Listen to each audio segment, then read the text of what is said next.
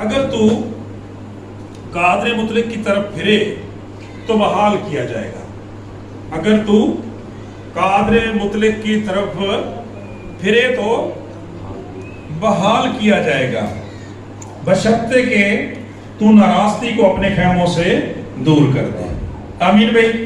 آج اس نشست میں، اس میٹنگ میں ہم تھوڑی دیر کے لیے میرے عزیزو اس بڑے فضل کو حاصل کریں گے جس کے باعث لکھا ہوا ہے کہ اگر تو قادر مطلق کی طرف پھرے، اگر تو خدا کی طرف رجوع کرے، اگر تو خداوند کے پاس لوٹے، اگر تو خداوند کے پاس آئے، تو پھر خدا کا کلام بیان کرتا ہے کہ تو بحال کیا جائے گا. میرے عزیزو، جب ہم انسانی زندگیوں کو دیکھتے ہیں، آج کے انسان کو دیکھتے ہیں، آج کے معاشرے کو دیکھتے ہیں، آج کے خاندانوں کو، زندگیوں کو دیکھتے ہیں، تو اگرچہ ظاہری سطح پر تو ہر شخص کسی قدر اپنی جگہ پہ، اپنے خاندان میں، اپنی حالت میں، حیثیت میں مطمئن نظر آتا ہے، لیکن جب آپ اس کے دل کو دیکھتے ہیں یا وہ شخص اپنی روح کو دیکھتا ہے، اپنی زندگیوں کو دیکھتا ہے، تو خدا کا کلام سچا ہے کہ سر سے لے کر پاؤں تک اس میں کہیں صحت اور تندرستی نظر نہیں آتی.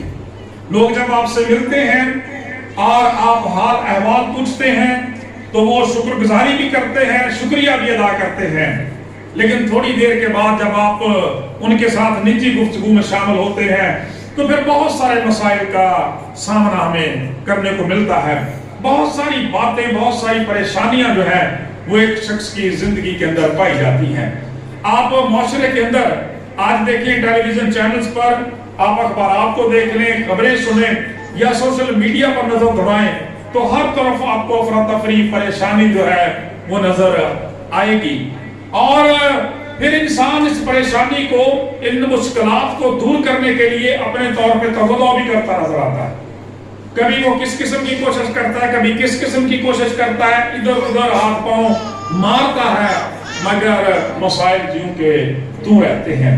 اور اس کی وجہ یہ ہوتی ہے میرے عزیزو کہ جس طرح سے ایک مریض جو ہے وہ جب تک اچھے ڈاکٹر کے پاس نہیں جاتا، اس ڈاکٹر کے پاس نہیں جاتا جس کی اسے ضرورت ہوتی ہے، اور وہ ڈاکٹر اچھے طریقے سے اس کی تشخیص نہیں کر لیتا، اس کی بیماری کو جان نہیں لیتا، لائق طور پر اسے پہچان نہیں لیتا، اچھی ڈوز اس کے لیے، اچھی میڈیسن اس کے لیے تجویز نہیں کرتا، اور پھر اس کے مطابق وہ اس میڈیسن کو استعمال نہیں کرتا، تب تک وہ صحت یاب نہیں ہو سکتا. اس لیے میرے آپ کے دنیا کے نجات دہندہ نے فرمایا تھا کہ بیماروں کو طبیب کی ضرورت ہوتی ہے. تو جب لوگ بیمار ہیں، روحانی سطح پہ، جسمانی سطح پہ، خاندانی سطح پہ، معاشرتی سطح پہ وہ پریشان ہے طرح طرح کے مسائل کی وجہ سے، تو آج خدا کا کلام ہمارے لیے خوشی کی خبر رکھتا ہے. میں ہمیشہ میرے عزیزو اس بات کے لیے خدا کی شکر گزاری کرتا ہوں اور ہمیشہ خدا ان پر فخر بھی کرتا ہوں کہ ہمارے نجات دہندہ کا جو نیا عہد نامہ ہے اس کا نام ہی انجیل مقدس ہے، اور انجیل کا مطلب خوشخبری ہے. ہاللیلویا. زوردار تالیاں لگائیں خدا کے جلال کے لیے. کہ میرے عزیزو، جیسے ہی آپ انجیل مقدس کو کھولتے ہیں آپ کو پڑھنے کو ملتا ہے انجیل مقدس، یعنی ہمارے منجی اور خداوند یسوع مسیح کا نیا عہد نامہ. تو یہاں سے ہی آپ کو پتا چلتا ہے کہ آگے آپ جو کچھ بھی پڑھیں گے اس میں آپ کے لیے، آپ کے مسائل کسی بھی قسم کے کیوں نہ ہو، خوشی کی خبر پائی جاتی ہے، کیونکہ وہ پرنس آف پیس ہے، سلامتی کا شہزادہ ہے، وہ زندگی کا بانی ہے. اس لیے خدا کے کلام میں لکھا ہے کہ جس کے پاس بیٹا ہے اس کے پاس زندگی ہے، اور جس کے پاس خدا کا بیٹا نہیں اس کے پاس زندگی بھی نہیں اور زندگی کی نعمتیں بھی نہیں. اس لیے آج جب ہم خدا کے کلام کو پڑھتے ہیں تو آج خدا کا کلام بزرگ ایوب کے زبردست صحیفے کے وسیلہ سے ہمیں یہ دعوت فکر دیتا ہے، دعوت محبت دیتا ہے، دعوت نجات دیتا ہے، وہ زندگی کی دعوت پیش کرتا ہے کہ اگر تو قادر مطلق کی طرف پھرے تو بحال کیا جائے گا، ریسٹور کیا جائے گا. اپنے طور پہ نہیں. بہت سارے لوگ اپنی سطح پہ بہت کچھ کرنے کی کوشش کرتے ہیں، ادھر ادھر ہاتھ پاؤں مارتے ہیں، لیکن میرے عزیزو حالات یوں کے توں رہتے ہیں کیونکہ وہ غلط جگہ پہ ہوتے ہیں، اور لائق طور پہ وہ کسی ایسی جگہ پہ، ایسی شخصیت کے پاس ایسی جگہ پہ نہیں ہوتے یہاں پہ ان کے مسائل کا حل ہو. جس طرح سے ایک غلط ڈاکٹر سے آپ میڈیسن لیتے رہتے ہیں اور صحت یاب نہیں ہوتے، اسی طرح سے جب تک آپ خداوند کے پاس نہیں آتے میرے عزیزو آپ کے مسائل حل نہیں ہو سکتے. لہٰذا آج خدا کا کلام یہ بیان کرتا ہے. کئی دفعہ ہم کلیسیوں میں لوگ جب مختلف مسائل کو لے کر آتے ہیں تو ان سے ہم کہتے ہیں کہ دعا کیا کریں، چرچ جایا کریں، تو ان ساری باتوں کا جواب مثبت طور پہ ہی دیتے ہیں. فارغ صاحب ہم دعا تو بہت کرتے ہیں، چرچ ہم بہت جاتے ہیں اور کلام بھی کبھی کبھار پڑھ لیتے ہیں، لیکن میرے عزیزو اگر صحت یابی نہیں ہے، تندرستی نہیں ہے، تو اس کا مطلب there is something wrong in the bottom. کہیں نہ کہیں دال میں کالا ضرور ہے، کہیں نہ کہیں ابھی کمی ضرور ہے، کوتاہی ضرور ہے. میرے عزیزو اس کمی اور کمزوری کو دور کرنے کی ضرورت ہے، کیونکہ بہت سارے لوگ خدا کی پرستش بھی اوپر سے ہی کرتے ہیں، کلام کو بھی محض بخاوے کے طور پر پڑھتے ہیں، اور چرچ میں بھی اس وجہ سے آتے ہیں کہ لوگ کم از کم ہمیں مسیحی کہہ سکیں. یہ بات نہیں ہے. جب تک ہمارا ریلیشن اور تعلق خدا کے ساتھ مضبوط نہیں ہو سکتا تب تک ہم رہائی نہیں پا سکتے.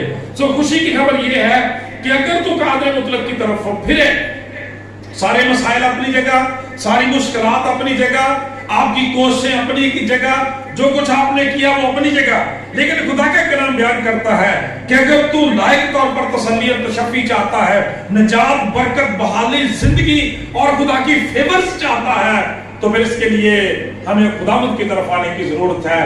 کسی اور طرف دیکھنے کی ضرورت نہیں ہے، غیر معبودوں کی طرف جانے کی ضرورت نہیں ہے. کیونکہ جب ہم 10 احکام کو پڑھتے ہیں تو ہمیں بچپن سے سکھایا جاتا ہے کہ میرے حضور تو غیر معبودوں کو نہ ماننا. جب تک ہم میرے عزیزو غیروں کی طرف جائیں گے، کسی اور معبود کے پاس، کسی اور طبیب کے پاس جائیں گے تو بحال نہیں کیے جائیں گے، بلکہ خدا کا کلام یہ بیان کرتا ہے کہ تو قادر مطلق کی طرف پھرے تو بحال کیا جائے گا. میرے عزیزو چاہتے چاہتے بات کرتا جاؤں کہ ہم بزرگ ایوب کا صحیفہ پڑھ رہے ہیں، اور آپ جانتے ہیں بزرگ ایوب کی ان کے دوستوں کے ساتھ بحث مباحثے کو بڑی طویل دیر تک ہوتا رہا. لیکن جب خدا کا کلام بیان کرتا ہے، خدا بزرگ ایوب سے ہم کلام ہوا، تو پھر خدا کا پاک کلام بیان کرتا ہے بزرگ ایوب کی بھی کوئی دلیل خدا کے خلاف نہ چل سکی. اور خدا کا کلام بیان کرتا ہے جب آخری چیپٹر میں جاتے ہیں تو وہاں پر وہ کہتا ہے، خدا کا کلام بیان کرتا ہے جو وہ کہتا ہے کہ میں خاک اور راکھ میں توبہ کرتا ہوں.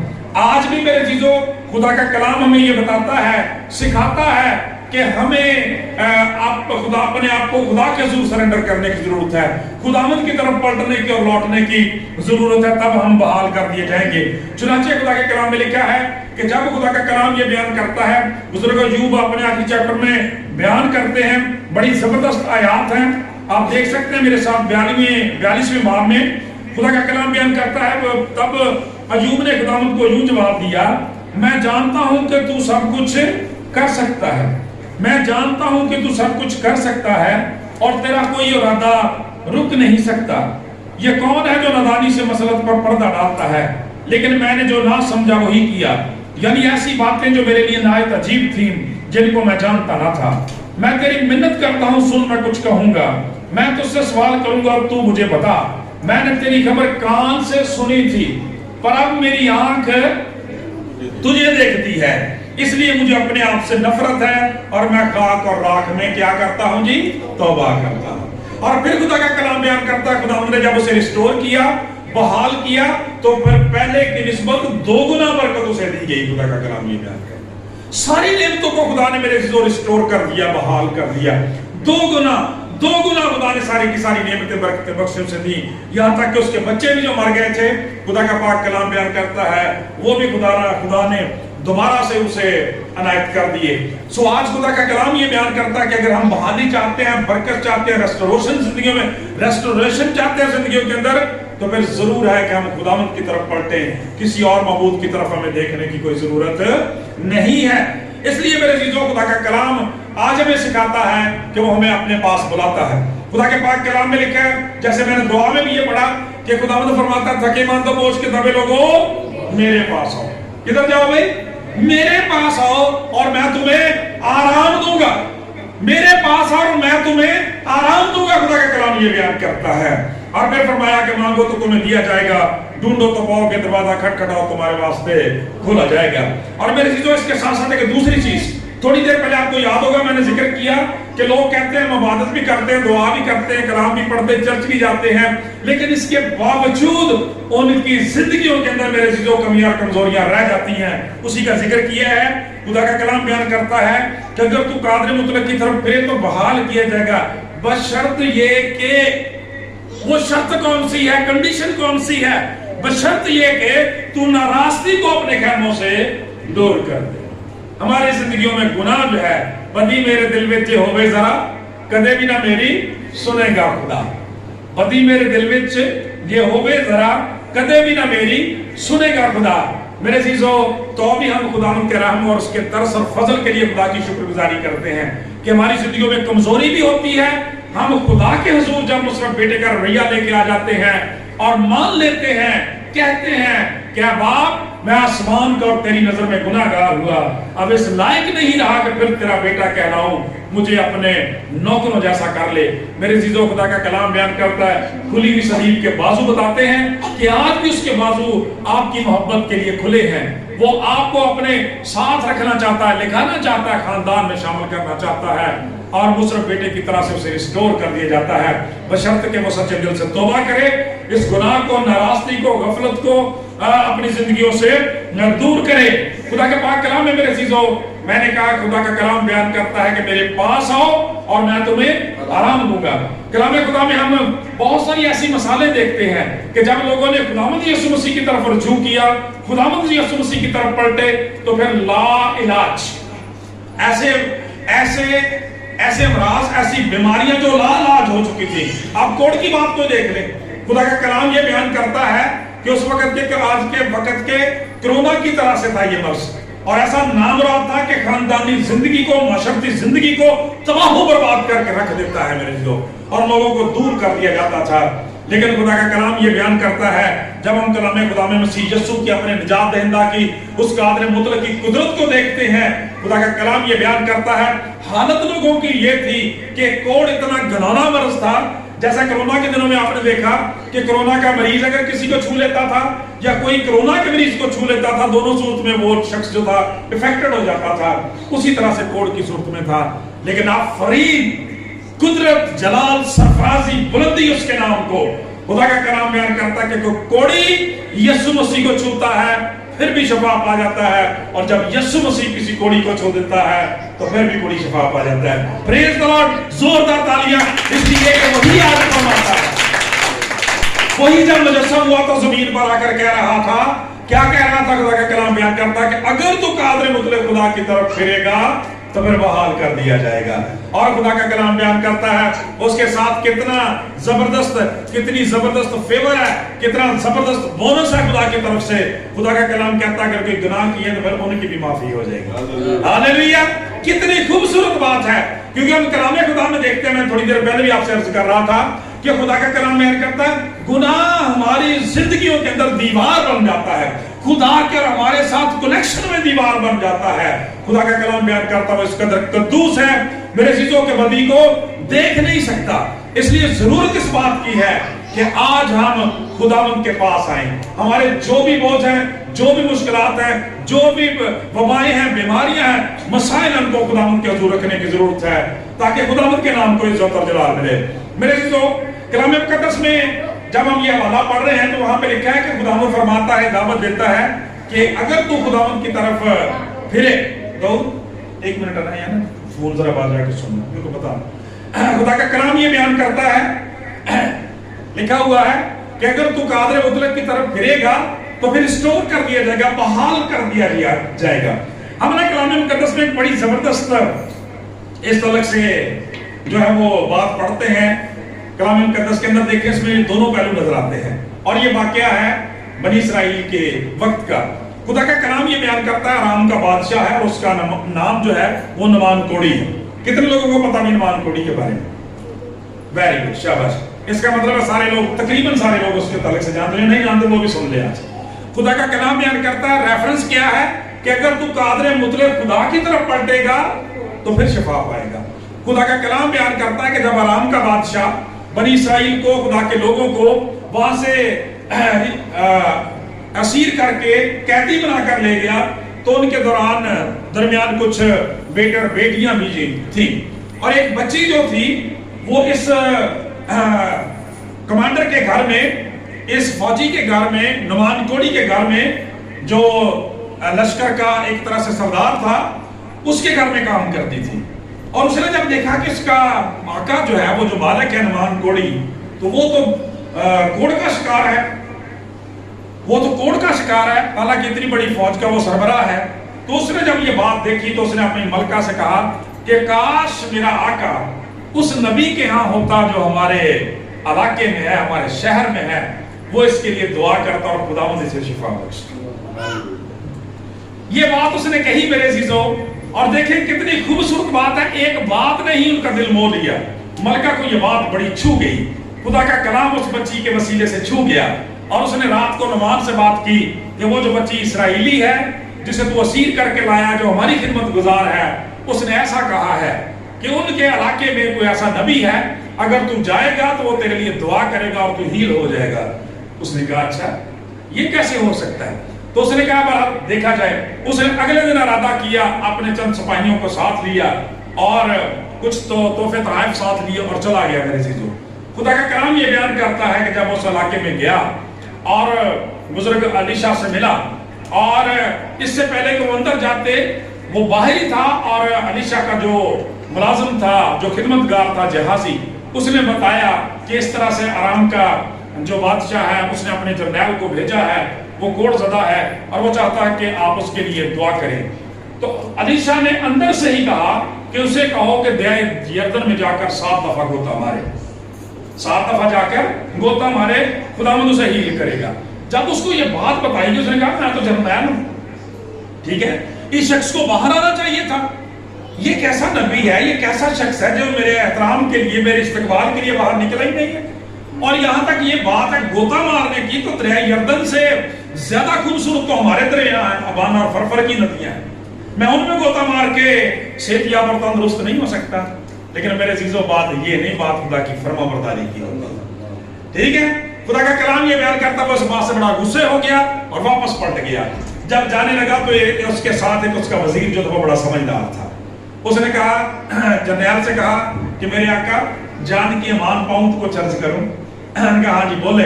اس نے کہا اگر وہ نبی تجھے کو بڑا کام کرنے کے لیے کہتا، کوئی قربانی چڑھانے کے لیے کہتا، تو اتنے تحفے تحائف لینے کے لیے لے کے آیا ہے، اگر یہ پیش کرنے کے لیے کہتا تو یہ بھی تو سارا کچھ کرتا. اس نے تو تجھ سے کچھ نہیں مانگا، صرف یہی کہا ہے دریائے یردن میں جا کے نہا لے. تو اس میں کون سی قباحت ہے؟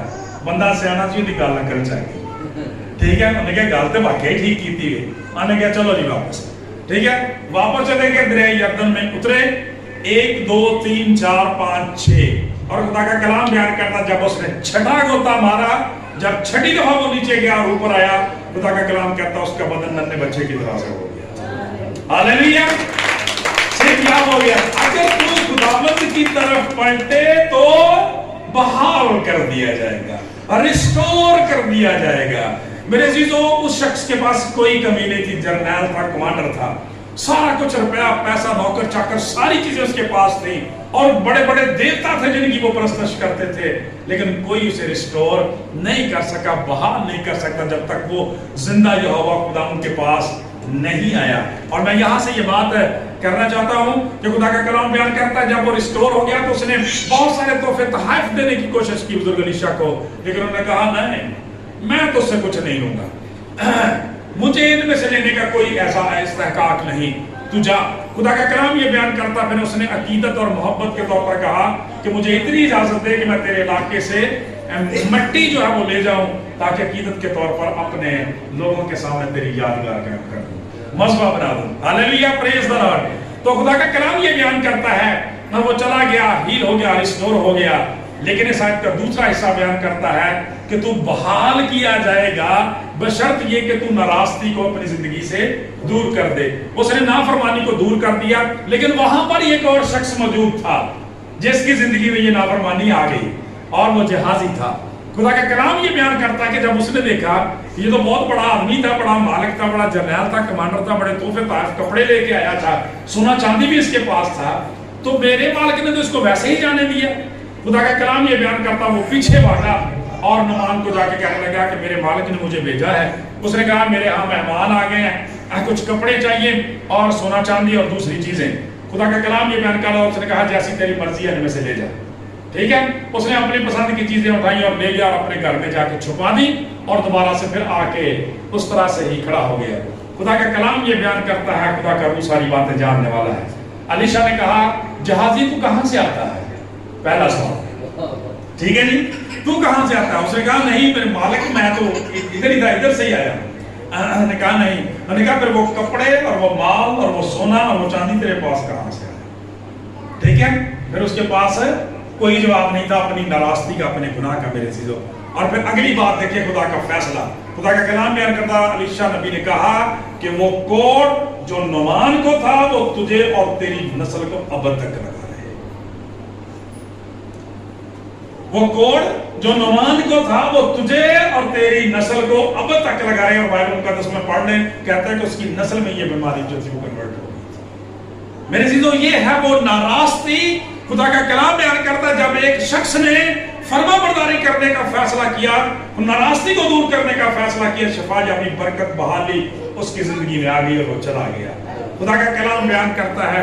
और दूसरा शख्स जो खुदा की कुर्बत में रहने वाला है, ये उन लोगों की तरफ इशारा है और जो कहते हैं बाइबल भी बड़ी पढ़ते हैं जी, दुआवां भी बढ़िया करते हैं, चर्च भी बड़ी जाने, ऐसे हाल नाराजगी उनके खैमों के अंदर है। मेरे अजीजों, जिस तरह से उसने अपने घर में वो चोरी की चीजें छुपाई हुई थी, उसी तरह से खुदा का कलाम बयान करता है ये गुनाह का मर्ज कोड जो है हमारी जिंदगियों के अंदर पाया जाता है। खुदा का कलाम बयान करता है मसीह खुदा का बेटा इस सारे कोड को, इन सारी लानतों को खत्म करने की कुदरत रखता है। लेकिन ये तब तक नहीं होगा जब नुमान की तरह से सच्चे दिल से हम खुदा के पास नहीं आएंगे। मेरे चीजों, उस शख्स ने नाफरमानी को जिंदगी से दूर किया, इसने उस नाराजगी को अपने पल्ले बांध लिया और उसका नतीजा हो गया ये हुआ कि वो कोड उसकी नस्ल को लग गया और ठहर गया। इसलिए आज खुदा का कलाम हमें ये दोबारा से मौका देता है कि हम अपनी जिंदगियों की इस्लाह करें, तौबा करें, मुसलमान बेटे की तरह से बाप के पास वापस आए। क्योंकि खुदा का कलाम ये बयान करता है खुदा ने दुनिया से ऐसी मोहब्बत रखी कि अपना एक लौता बेटा बख्श दिया ताकि जो कोई इस पर ईमान लाए वो हलाक ना बल्कि हमेशा की जिंदगी पाए। खुदा मुझसे दुआ है कि आज के कलाम के वसीला से हम सबको बड़ी बरकत दें।